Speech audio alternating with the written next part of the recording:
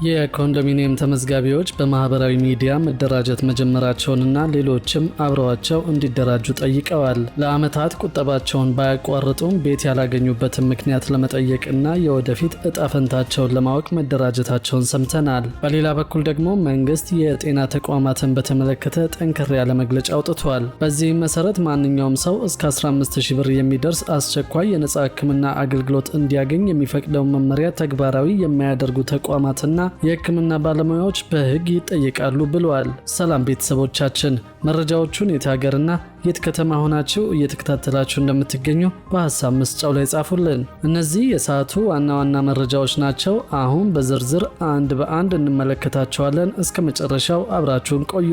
የኮንዶሚኒየም ተመዝጋቢዎች በማህበራዊ ሚዲያ መደራጀት መጀመራቸውንና ሌሎችም አብረዋቸው እንዲደራጁ ጠይቀዋል። ለዓመታት ቁጠባቸውን ባያቋርጡም ቤት ያላገኙበትን ምክንያት ለመጠየቅና የወደፊት እጣ ፈንታቸውን ለማወቅ መደራጀታቸውን ሰምተናል። በኢትዮጵያ የነዋሪዎችን የቤት ተደራሽነት ለማሟላት ከ1997 ዓ.ም ጀምሮ የጋራ ህንፃ ቤት ባለቤት አዋጅ ተደንግጎ በተጀመረው የኮንዶሚኒየም ቤት ቁጠባ ፕሮግራም በመቶ ሺዎች የሚቆጠሩ ሰዎች ተመዝግበው የቤት ቁጠባ ቢጀምሩም ዛሬም ድረስ እየቆጠቡ እንዳሉና እጣ ደርሷቸው የቤት ባለቤት የሆኑ እንዳሉም ይታወቃል። በ1997 እና 2005 ዓ.ም የኮንዶሚኒየም ቤት ለማግኘት ለዓመታት መስፈርቱን አሟልተው በመመዝገብ ሲቆጥቡ የነበሩ ቆጣቢዎች ቤት የማግኘታቸው ነገር የውሃ ሽታ እንደሆነባቸው በተደጋጋሚ ሲገልጹ ቆይተዋል። ይህንን ምክንያት በማድረግም የኮንዶሚኒየም ቆጣቢዎች በማህበራዊ ሚዲያ በኩል መሰባሰብ መጀመራቸውን ሰምተናል። የኮንዶሚኒየም ቤት ቆጣቢዎቹ የወደፊት እጣ ፈንታቸውን በተመለከተ ምላሽ እንዲሰጣቸው ለተለያዩ የመንግስት አካላት ጥያቄያቸውን ማቅረብ መጀመራቸውን ገልጸዋል።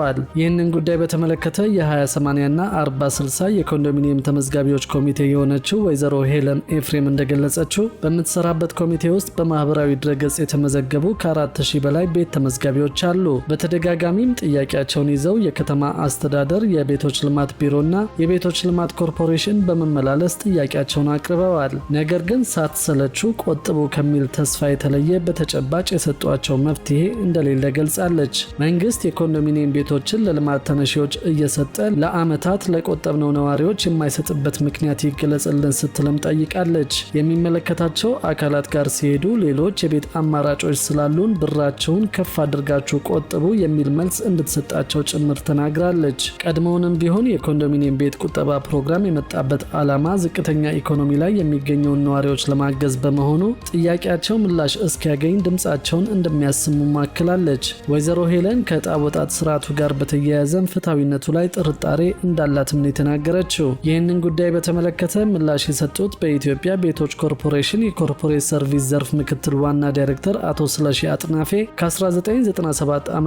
ጀምሮ ኮንዶሚኒየም ቤት ለማግኘት የቆጠቡ ተመዝጋቢዎች የ20/80 510,000 የ40/60 ደግሞ 90,000 ተመዝጋቢዎች በድምሩ 600,000 ተመዝጋቢዎች ሲሆኑ ከነዚህም ውስጥ ለ370,000 ተመዝጋቢዎች ቤት እንዳስረከቡ ተናግረዋል። ለቀሪዎቹ ተመዝጋቢዎችና ቆጣቢዎች ቤት ያላስረከቡበትን ምክንያት ተጠይቀው ኮንዶሚኒየም ቤቱን በጊዜው ያላስረከቡት አጋጥሟቸው በነበረ የብድር ጫና እንደሆነና ባለፉት 5 ዓመታት መስሪያ ቤታቸው 40 ቢሊዮን ብር በላይ ዕዳ እንደከፈለ ገልጸዋል። አሁንም ግን ቀሪ 30 ቢሊዮን ብር ዕዳ እንዳለበትም ነው ያስታወቁት። መንግስት ከ2011 እስከ 2018 ዓ.ም ለቤቶች ልማት ኮርፖሬሽን 50 ቢሊዮን ብር የሚጠጋ ገንዘብ እንደደጎመ ተናግረው ባለፉት 5 ዓመታትም 139,000 የሚሆኑ ያልተጠናቀቁ ቤቶችን አጠናቀው እንዳስረከቡ አክለዋል። አሁን ላይ ቤቶቹን አጠናቆ ለማስረከብ አበዳሪ ተቋማትን እየጠየቁ እንዳለና ብድሩ በተገኘ በአጭር ጊዜ ውስጥ ቤቶቹን እንደሚያስረክቡ መንግስት የቤት ተደራሽነትን ለማስፋት በትኩረት እየሰራ እንደሚገኝ ማስታወቀዋል። ከሰሞኑ የአዲስ አበባ ከተማ አስተዳደር በዘንድሮ ዓመት የሚጠናቀቁ 97,000 ቤቶችን ማስጀመሩን ይፋ ማድረጉ የሚታወስ ነው። የከተማና መሰረተ ልማት ሚኒስትሯ ወይዘሮ ጫልቱ ሳኒ ከሰሞኑ በኢትዮጵያ ሲተገበር የነበረው የጋራ መኖሪያ ቤቶች መርሃ ግብር ከታለመለት ዓላማ አንጻር ስህተት እንደነበረ ማንሳታቸው ይታወሳል። ሁሉንም ሰው የቤት ባለቤት ማድረግ አይቻልም ያሉት ወይዘሮ ጫልቱ ፕሬዝዳንቱ መንግስት 20 በመቶ ለአቅመ ደካሞችና ለአገር ባለውለታዎች ቤት እንደሚሰራ ገልጸዋል። የተቀረውን 80 በመቶ መንግስት ምቹ ምህዳርን እየፈጠረ የግል ባለሀብቱ እንዲሳተፍ በማድረግ አቅም ያለው የቤት ባለቤት እንዲሆን አሊያም በገቢው ልክ የኪራይ ቤት እንዲያገኝ ማድረግ መሆኑን ተናግረዋል። ከዚህ ቀደም የቤት ፖሊሲ እንደ ሀገር አለመኖሩን አስታውሰው በመንግስት በከተሞች ሲሰራ የነበረው የኮንዶሚኒየም ቤት መንግስት በስፋት የተሳተፈበት መሆኑና የፕሮጀክት አፈጻጸሙ መዘግየትን ጨምሮ ትክክል ያልሆኑ አሰራሮች እንደነበሩበት ገልጸዋል። የጋራ መኖሪያ ቤት አቅም የሌላቸው ዜጎችን ለይቶ ለመጥቀም የታሰበ ቢሆንም ከምዝገባ ስርዓቱ ጀምሮ በነበረው ልክ ያልሆነ አሰራር ምክንያት ፕሮጀክቱ ላለው የሚጨምር እንጂ ቤት የሌላቸው ዜጎችን ለይቶ ችግራቸውን የሚፈታ እንዳልነበረ ሚኒስትሯ ገልጸዋል። በሌላ በኩል ደግሞ መንግስት የጤና ተቋማትን በተመለከተ ጠንከር ያለ መግለጫ አውጥቷል። በዚህም መሰረት በትራፊክ አደጋ ጉዳት ደርሶበት ወደ ሕክምና ተቋማት ያመራ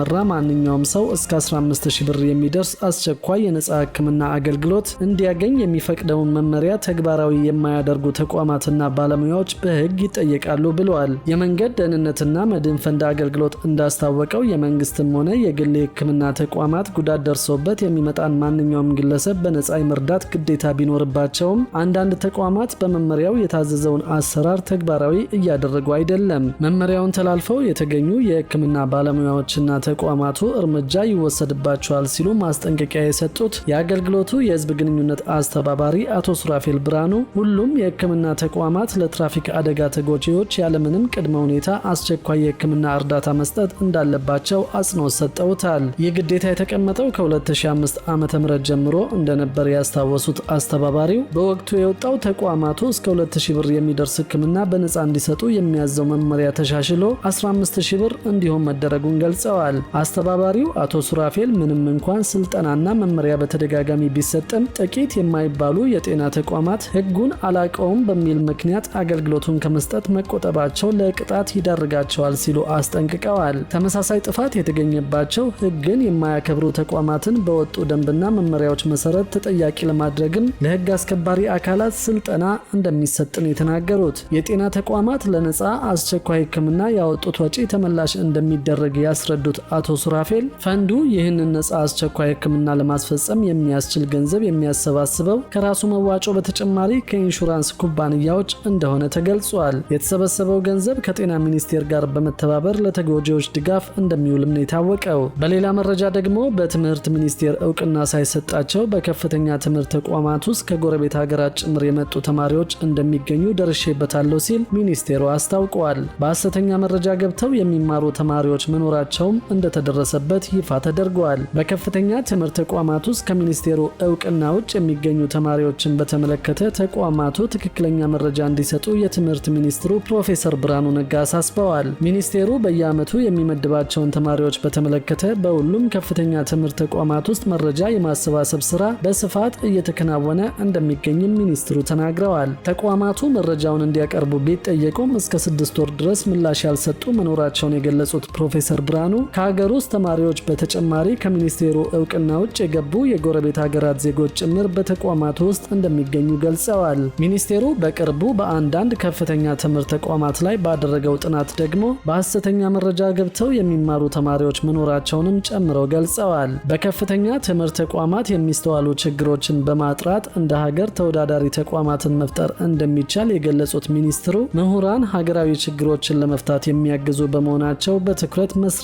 እንደሚገባ አሳስበዋል። በመጨረሻም በከፍተኛ የትምህርት ተቋማት ውስጥ የሚስተዋሉ ችግሮችን በጋራ መፍታት እንደሚገባ መልእክታቸውን አስተላልፈዋል።